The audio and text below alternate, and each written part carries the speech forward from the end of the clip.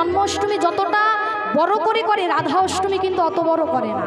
কিন্তু যে জন্মাষ্টমী করে রাধা অষ্টমী না পালন করে, জানবেন তার জন্মাষ্টমী ব্রত থেকে বলুন এত কিছু আয়োজন সবই বৃথা। যদি সে রাধা অষ্টমীর ব্রত না করে, রাধা অষ্টমীর যদি রাধা মায়ের শরণাপন্ন না হয়, জানবেন রাধা চরণ ধরলে তবে আপনি কৃষ্ণ চরণ পাবেন। গৌর চরণ পেতে গেলে আগে নিতাই চরণ পেতে হয়। আপনার জল পিপাসা পেয়েছে, জলটা তো সে হলো কে? নিতাই চাঁদ। আর বালতিটাকে গৌর চাঁদ।